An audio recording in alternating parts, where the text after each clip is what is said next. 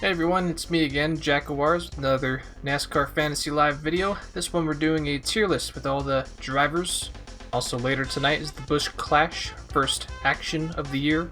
And I believe on Wednesday is going to be the front row qualifying for the 500. Which throughout the tier list, I'll also give my insight on who's the best to pick for that Busch Pole Award. Alright, and so here's my tier list. Of course we got the Cup contenders. These are the guys that if you could play them every week, you should definitely do that. But the reality of fantasy is, you only got 10 uses. You'll be wishing that you have more uses to play with these drivers. Also, these are the drivers that I think have a legitimate shot at getting to the championship for. Next is the playoff field, the other 12 playoff drivers that are going to be in the field when it comes to second Darlington race in September. This group of drivers, some of them you might end up using 10 uses also, and or in the 7-8 uses category too. Next is the playoff fringe. These are the drivers I think are gonna miss out on the playoffs and then by the end of it overall finish from 17th to 20th. And of course you got everybody else outside 20th in points. For fantasy, these group of drivers are just situational drivers that you would only start in Daytona, Talladega, maybe some road course races. But outside that, they shouldn't give you too many points. Same goes for this last section, all the part-time and non-competitive drivers. These are the ones that usually they'll be a lap or two down in the first 5 laps of the race. And maybe at Daytona and Talladega, you can consider picking these drivers. But even there, some of these drivers feel like a big stretch for that. Alright, so I went ahead and got all of those lists on the very bottom out the way right now. I'll just fly through some of these drivers right now. So this 13 car used to be driven by Germain Racing, but they closed down after the 2020 season. MBM Motorsports, they took one of their numbers and they renumbered to the open 13 car. And in it, I think Garrett Smithley, he's going to be trying to qualify the car for the Daytona 500. A lot of these drivers in this very bottom category probably don't have charters, which guarantees a spot in the field every week. So these guys have to race their way in. Got the Kaulig Racing entry in here with the number 16 car. Kaz Grala's going to be driving the car for the 500, and then next week KJ Allmendinger is going to be driving that. I think those two races you can definitely consider picking the 16 car for either races. Kaz Grala did a pretty good job for filling in for Austin Dillon at the Daytona Road Course back in 2020. And maybe he can bring something similar to that to the Super Speedway race. Of course, there's no introduction for Allmendinger at road courses. If you want a big oddball pick, maybe consider him for the Daytona Road Course after the 500. Okay, so this 32 car is fielded by Go Fast Motorsports. They used to be full-time last year. Corey LaJoie has left for the 7 car, and his replacement is Ryan Ellis. 33 car, this is a part-time car fielded by Team Penske, so it's going to have the same horsepower as Keselowski, Blaney, and Logano, and DiBenedetto. The car is going to be driven by Penske prospect Austin Cindric, and the Xfinity Series champion from last season. Just like with everybody else in this list, he does have to qualify the car for the 500 if he wants to make the field. But if he does, then I think he has a solid chance at getting a decent result for fantasy. I think as long as he stays with his teammates at Penske, I think he'll be okay and keep the car in one piece. Here's his next one, and I'm actually eyeballing this next one. It's a 36 car fielded by Front Row Motorsports, driven by David Reagan. He won Daytona in the summer race in 2011 and a spring Talladega race in 2013 with the team. And then in last year's 500, he got a top 5. Just snuck in there and got it. There's been times where I've really wished I've played David Reagan, especially last year, seeing his results. And it's very easy to overlook him when you got the big name drivers out there that you can pick instead. But just like Cindric over here, I think David Reagan, he'll be a good value pick for the 500. Certainly someone I'm going to be keeping an eye on. And maybe squeezing in a lineup or two for the 500. Alright, this next one, this was just an insult. I could have had this guy back in the top 20, but he was just so bad last season. Ryan Preece in the 37 car for JTG Daugherty Racing. This car actually lost its charter. At first I thought the lackluster points result after 2020 was what lost him the charter, but it turns out they sold the charter for this car to a different race team. I had to look this one up real quick. So what happened to the 37 car charter? In the off season, it got claimed by Spire Motorsports, which they will be using for Corey LaJoie's 7 car. Anyways, getting back to Preece. In my time using him as fantasy for my Chevy only lineup, oh yeah, he was a challenge to get any decent results out of him. Most times I would have to garage him. Did come on strong in that Charlotte Roval race. It's gonna take a lot to happen for Priest to get good results. I'd say, just like with all these other drivers in the part-time category, non-competitive also, his best shot at a decent result is gonna come from Daytona or Talladega. Anywhere else, and that's just extra. 49 car, this is Chad Fincham. According to my notes, that's the one driving the car. And it's also the other MBN Motorsports car. So just like the 13 car, also has to race its way into the 500 if it wants to compete. Neither cars have charters, and both are on a part-time schedule. The team will probably throw a party if one of them finishes in the top 20. Getting into the brigade of Rick Ware cars, there's actually one more in here that I forgot to put in. And I'll briefly touch on this one too. 15 car, driven by, who is it, Brennan Poole? These next few cars, they're going to be driven by all kinds of different people. They'll swap in different drivers on every week. It's really weird. Who's driving this 15 car? Even NASCAR.com doesn't know. To be determined. Alright. So the driver lineup for Rick Ware's cars, not confirmed just yet. Just know that all 4 of these cars that are trying to enter, they should all compete at the same level. Mainly going to be in the back of the pack. I wouldn't even consider them for a deep sleep pick for Daytona. Next is a 62 car, also on a part-time schedule, fielded by Beard Motorsports. Brendan Gaughan, after the 2020 season, has retired from Cup racing. In his place is Chevrolet prospect Noah Gragson. He won the Xfinity Daytona opener last year, and just like Gaughan, I see him being a decent pick for Daytona. I think Gragson will pick up right where Brendan Gaughan left off and give the 62 car another good, decent result. Not great, but maybe a good 25, maybe 30 points that fantasy owners can sneak in there. Same could kind of be said about this next car, Timmy Hill.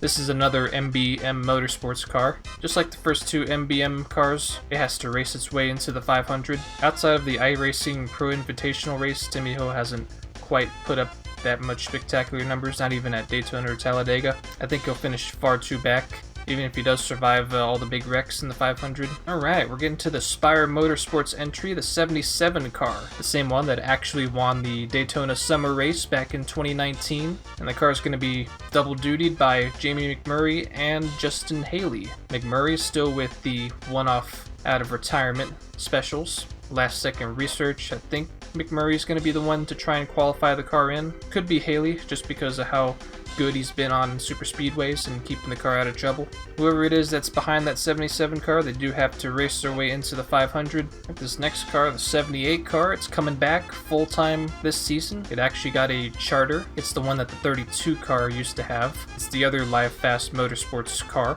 This one's being driven by BJ McLeod, and just like with most of the drivers in this list, even at Daytona and Talladega, it's going to take a lot for him to get a decent result, worthy enough for fantasy. So try and go for some drivers up here.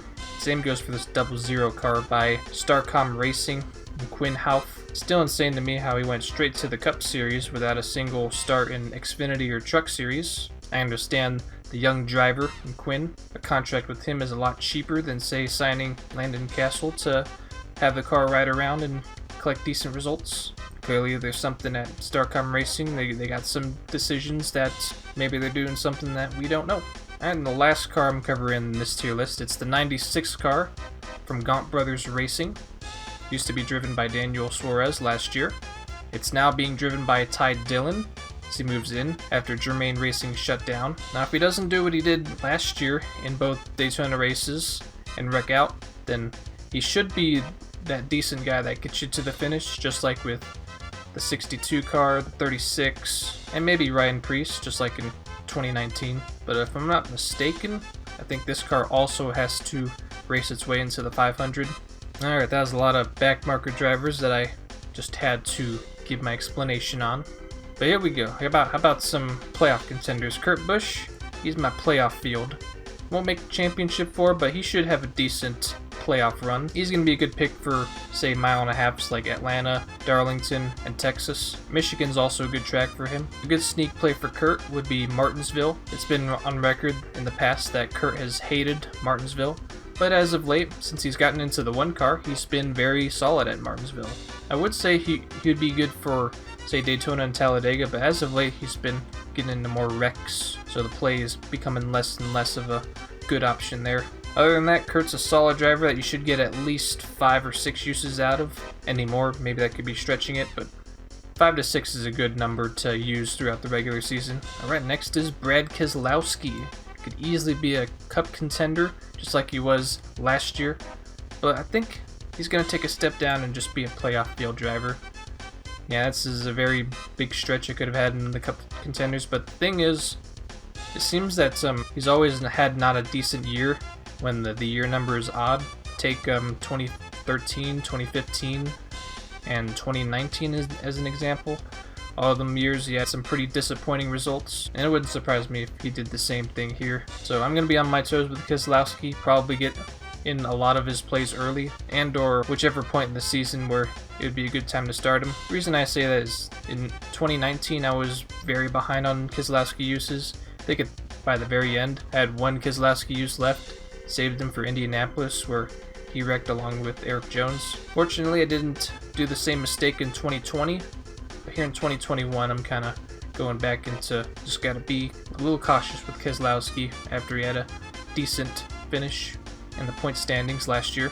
Even though I have Keselowski in the playoff field, he should be somebody that you should get all 10 uses out of at tracks like, say, Atlanta, Martinsville, Las Vegas, Richmond, Darlington, Kansas, Charlotte, and Phoenix. Winner of the first Texas race, Austin Dillon.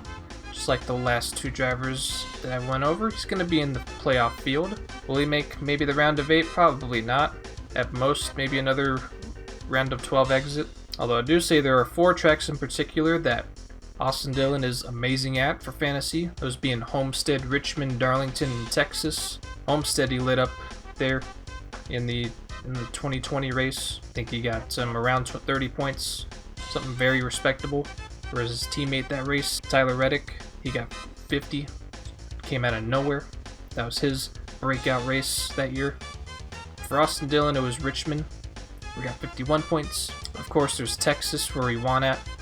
And of course, Darlington, which he also did really good at. I'm also considering him for the Daytona 500. He's also very good at staying out of wrecks and getting to the finish. There is the summer 2019 Daytona race where he got absolutely yeeted by Clint Boyer. But outside of that, Austin Dillon's pretty good at keeping it clean and or keeping the wheels intact and get to the finish. So definitely Austin Dillon, he's a good dark horse to get you to the end at the 500 and any of the other super speedways. Kevin Harvick, easily a Cup contender. What more can you say about Harvick? Just about every week, outside of maybe some road courses and super speedways, he's going to give you tons of points, maybe in the 40s, 50s even. Maybe sweep all 3 stages for 60, like at the Saturday Michigan race. That, Atlanta, New Hampshire, Darlington, Dover, Phoenix, Texas, maybe Richmond, but it does feel a little overkill to start him there.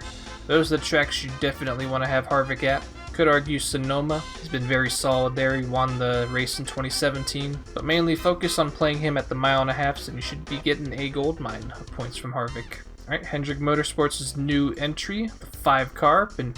Used to be the 88, but now they renumbered it to the number 5. It's Kyle Larson, being that he's in Hendrick equipment. All 4 of them cars seem to do very good in Daytona 500 qualifying. And if it's up to me, I think he's the one that wins it.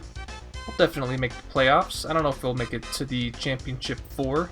Not like another driver that we'll be getting into shortly. But on some 1.5 miles, some other tracks, like Dover and Darlington, he's going to give you some solid points and some very consistent results. When it's all said and done, he should finish top 8 in points overall. So we got Darlington, Dover, those are good tracks for Larson. So is Las Vegas, Phoenix, Bristol. The Bristol dirt race is going to be a prime place to play Larson at. Man loves dirt racing. Don't expect maybe he sweeps all 3 stages. Also the road courses, he'll get you a lot of stage points if he starts up front. Now if you should start him at all of the road courses, it's up for debate. And by the regular season, maybe you can get all 10 uses out of Larson, but at the very least you should get maybe 7 or 8 uses out of him. Ryan Newman in the 6 car for Roush Fenway Racing. He's outside the top 20 in points. He's always a good option for, say, Daytona and Talladega, but after that nasty wreck in the 500 last year, I felt like that kind of rattled him, because in the following Talladega race he wasn't that stellar. I think he only gave you 11 points that race. And really, since that crash, it was a down year for Ryan Newman. Going into 2021, it wouldn't surprise me if he picked up right where he last left off. More power to you if you think you can get something out of Ryan Newman out of the super speedways this year, but personally I'm not seeing it this year. I think his teammate Chris Buescher in the 17 car, I think he's going to be a much better pick to go with at the super speedways. The new number 7 car makes its return after a few years. Corey LaJoie for Spire Motorsports. He's gonna be right next to Newman, outside the top 20 in points. Like Newman, he could have some decent results at Daytona and Talladega, but really he's a field driver. He'll be there in the top 20, top 25 every week. He'll probably be celebrating if he finishes in the top 10. Okay, Richard Childress' number 8 car, driven by Tyler Reddick. I don't know if he's going to make the playoffs, but he'll definitely be contending for it, just like last year. Definitely had some promising results, like the first Phoenix race. Of course, we can't forget his results at Homestead last year, and his second place finish in the first Texas race, rounding out a Richard Childress 1-2 there. Being a rookie last year was very tough for me to try and get in a Reddick play. You definitely don't want to be going for rookie plays early on in the year. You want to let them do their thing, get all the rookie mistakes out the way, and then by the end of it, maybe they'll be more consistent for a fantasy play. But now that Reddick is in his sophomore year, I think he'll be more comfortable to be playing as a fantasy player. Among those tracks, try him again at Homestead in Texas, maybe New Hampshire, Charlotte, and Phoenix. Those are also solid picks with Reddick. Maybe play him 2 or 3 times in the regular season, any more and maybe you're asking for trouble. Alright, the reigning Cup Series champion from last year, Chase Elliott. He's a good consideration for the Daytona 500 pole. No reason why he's not going to be contending for the Cup this year. Just like Harvick, you're going to be wanting to play him at least 10 times, and then by the end of it, you'll be wishing that you had more than 10 uses. With Elliott, you want to have him for all of the road courses, maybe outside of Sonoma, since that's the one road course that in the past he hasn't won on yet, and had a mechanical issue in the 2019 race. Besides road courses, he'll be good at the mile-and-a-half configuration of Charlotte, Kansas, Richmond, Martinsville, Bristol, maybe Michigan. And he's also good at Dover, but he's kind of been lackluster at Dover last year compared to, say, 2018 when he won there. But yeah, this season definitely have Elliott booked for all of the road course races.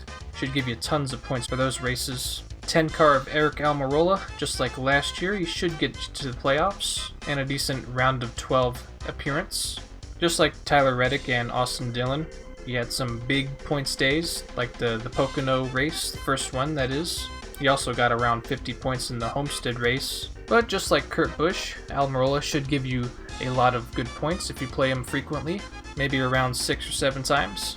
Some good tracks to play Almirola would be New Hampshire, Sonoma, Phoenix, Talladega, Pocono, Martinsville, Homestead, maybe Daytona, if he's feeling like carrying on the Tampa Bay mojo that they've been going on lately. Tampa Bay Rays making it to the World Series, the Lightning and Buccaneers winning the championships for their respective sports leagues.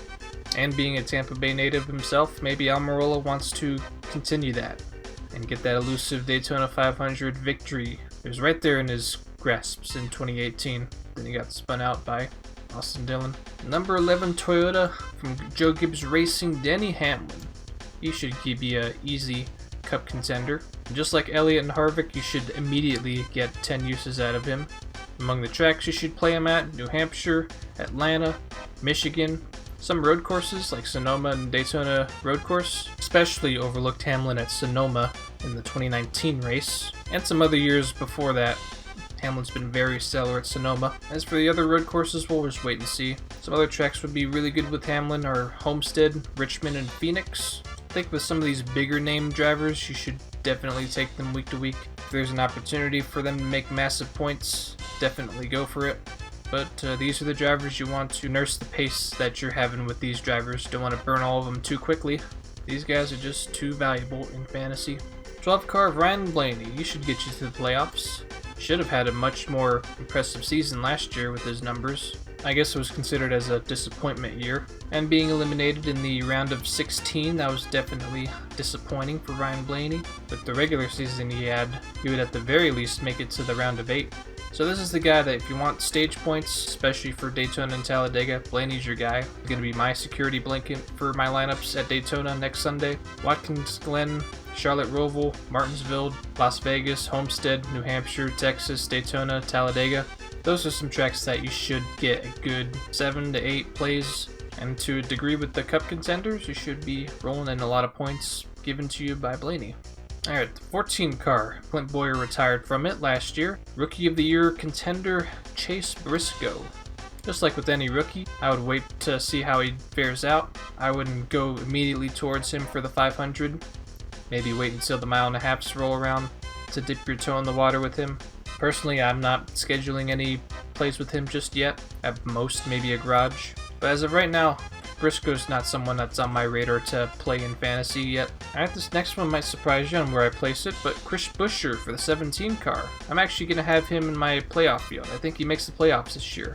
Outside of being a very good sleeper pick for Daytona and Talladega. But there's some select races where he does do decent, like say Kansas, or maybe while they're still racing there, Chicago. I think really, if Buescher's going to make the playoffs, I think he has to get all of his points early and establish himself inside the top 16, kind of like with what DiBenedetto did last year.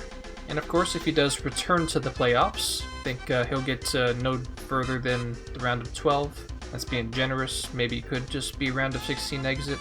Time will tell. I think Roush will return to the playoffs this year, and I think they'll do it with Buescher. The reigning Cup Series champion from 2 years ago, Kyle Busch. No reason why he's going to be a Cup contender this year after a championship hangover season in 2020. I'd say for this year he's going to be all sobered up and be back to his Kyle Busch form from 2019 and years past. He'll definitely come back with more wins this year. A lot more than one, per se. Maybe around 4 or 5 this year. Among those tracks that you should definitely get Busch in, those being Phoenix, Sonoma, Richmond, Homestead, Michigan, Atlanta, Bristol, and Texas. And I think the majority of fantasy players are going to be on the heels about starting Kyle Busch 10 times this year in the regular season. I think so. By the end of it, you'll get all 10 uses done. Definitely don't sleep on Kyle Busch, even though he had that lackluster 2020 season. He should be much better this year. Moving on to another Toyota driver, Martin Truex. Where is he going to go? I think he's going to be in the playoff field. Not quite sure if he's going to be a Cup contender like he was in 2017 through 19.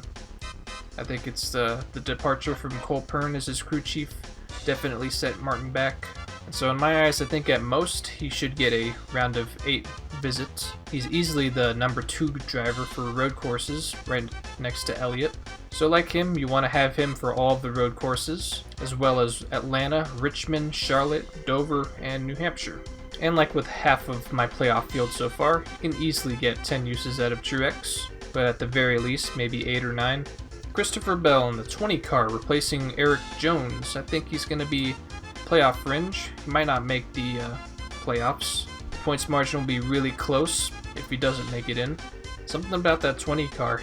It's not just the driver, but just hasn't been that great since its Matt Kenseth days.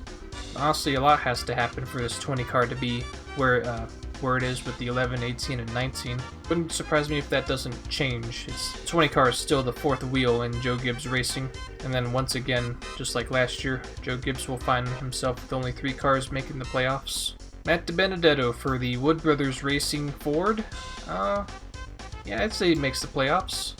Will he be another round of 16 exit? Probably. No Kyle Larson in 2020, kind of opening up a free playoff spot, with DiBenedetto filling that in. I'd say in some miracle he does make it in, with some miraculous results, like say at Las Vegas, maybe Kansas, and definitely at some road course tracks.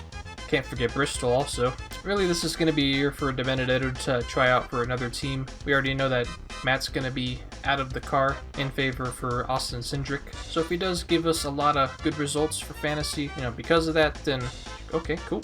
Honestly, I don't think I see myself playing DiBenedetto too much myself. Maybe at most a play or 2, but anything else that should be reserved for other drivers.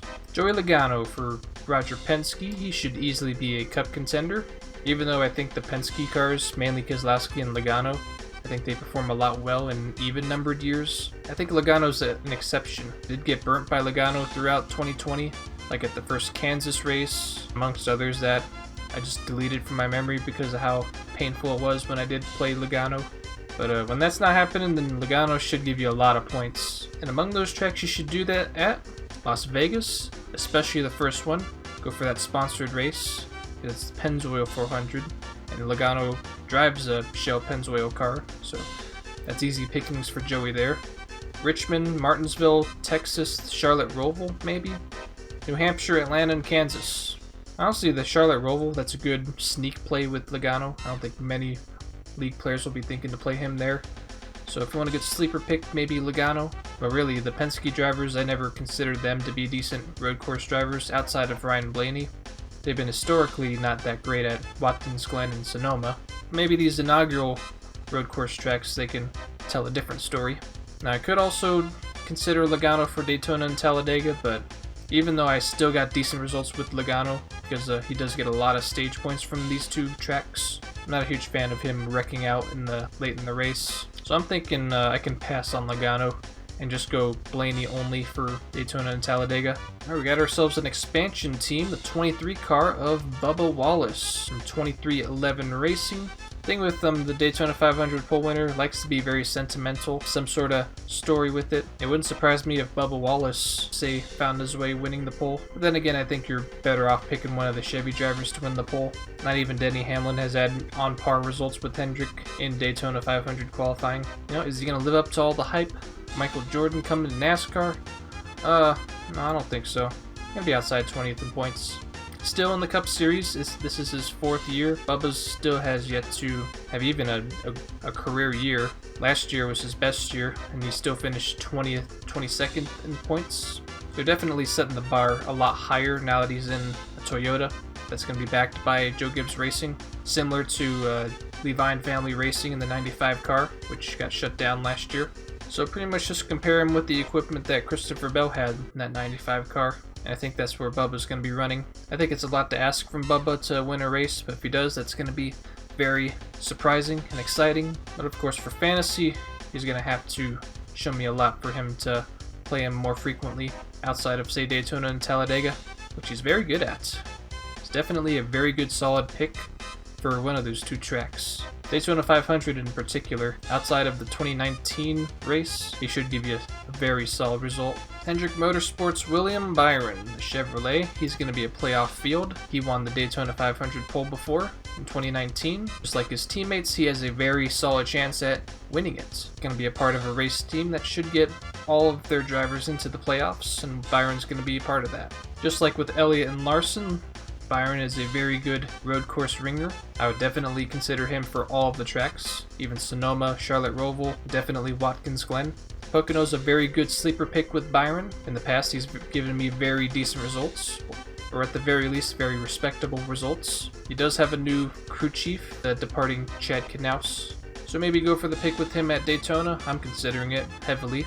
Then after that, just wait for him to be on a hot streak for you to play him regularly, like on some other tracks that I'm considering for him, like New Hampshire, Phoenix.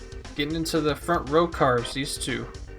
Michael McDowell and Anthony Alfredo, both I'd say outside 20th in points. McDowell would be pretty good for the road course tracks, as well as Daytona. Outside of that, he doesn't give you super spectacular results. Same goes with the other Rookie of the Year contender, Anthony Alfredo. Just saying his name out loud just makes me hungry. For Alfredo, I'm not surprised if he'll give out the same result that John Hunter Nemechek got in that same car. Now, if he's going to channel the same super speedway results as Nemechek. Cole Custer in the Stewart-Haas number 41. Even though he made the playoffs last year, I don't think he's getting in this year. Going to be in the playoff fringe. Definitely be in consideration for it. He'll have much better results this time. I think compared to last year, he should have a decent points finish. Because if it wasn't for him winning and then getting locked into the top 16 in points, I think with the results he had last year, he would have finished maybe outside the 20th in points. And I think this year he'll improve on that. Will he get another win like last year? I'm not quite sure. It won't come at Kentucky since it's off the schedule for this year. So like with the other sophomore drivers and Christopher Bell and Tyler Reddick, it's going to be very tough to judge them. At most, I think they'll be knocking on the door to the playoffs, but not quite get in. 42 car, after having a very rocky 2020 season. It's going to be driven by Ross Chastain. To be honest, I think they'll pick up right where they last left off in 2020.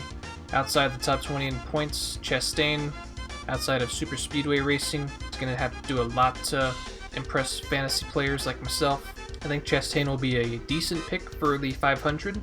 43 Chevrolet of Eric Jones. He moves over here from Joe Gibbs Racing. I think he'll be at the same level as Ross Chastain, outside 20th in points. If he couldn't get the job done in Joe Gibbs equipment, then I really don't like his chances in the 43 car. I still think Daytona and Talladega are decent picks with Eric Jones. He's also very good at Darlington when he was in the 20 car, but now that he's in lesser equipment, it's kind of tough to see if Jones can replicate those Joe Gibbs results over at this 43 car, and that's why he's outside 20th in points. I think he'll definitely be a step down for Jones. Ricky Stenhouse Jr. for the 47 car with Brad Daugherty, just like Eric Jones, outside 20th in points. I think he'll be way too inconsistent for his own good. Maybe he'll show some flashes of brilliance with some top 10 finishes at tracks like, say, Charlotte and Kansas. He's definitely going to be a big super speedway ringer. If winning the pole for last year's Daytona 500 was an indicator, he'll always be a good super speedway racer. Outside of that, no real reason why you should dip your toes with him. Unless if you're me and pick Stenhouse and want to open up Pandora's box and see what Stenhouse gives you. Rick Hendrick's number 48 car with the retiring Jimmy Johnson is now replaced by Alex Bowman. Should easily be a playoff field driver, borderline even cup contender. That's how good I think Alex Bowman was towards the end of that 2020 season. Bowman was just spectacular, even in the playoffs. And if he got more points in the regular season, he could have been competing with the Cup just like with Chase. Alex Bowman, he won the pole in 2018, started second in last year's 500. Like with the other Hendrick cars, I like his chances at winning the pole, and giving fantasy players 5 points if you pick him. So just like with the rest of the Hendrick drivers, I do like Bowman for most of the road course tracks, like the Charlotte Roval. Maybe you can test the waters with him at the Indianapolis Road Course and Road America. For the mile and a half, you should definitely consider him too, like at Kansas, Las Vegas, definitely Darlington. And like with Larson, Almirola, and Blaney, you should get 7 to 8 uses out of him. I know I'm going to get maybe all 10 if I'm considering that. Alright, the last one, the other expansion team, Daniel Suarez for Trackhouse Racing, the number 99 Chevy. Much as I would like to believe in the hype of expansion teams, I still think he's going to be right there with Bubba Wallace, outside 20th in points. He'll be good at, say, road course tracks like Watkins Glen, Sonoma, and the Charlotte Roval, and also tracks at Texas and Dover. But outside of that, there's far too many tracks where he has to replicate those results at, which I don't think he's capable of doing. So by season's end, I think he'll be around 20th or so in points, maybe further back. Alright, so there you have it, my tier list of drivers for fantasy that you should play. If you agree with my tier list, then cool. And if there's parts in it that you disagree with, just let me know in the comments. You can be civilized about it too. Like I said at the beginning of the video, later today is the Busch Clash, first action of the year, and on the next day it's followed by the Daytona 500 qualifying for the front row. Later this week I'm also going to have my Daytona 500 picks right after the duels, probably on Friday or Saturday. Hope you guys enjoy the speed weeks, and I'll see you guys next video.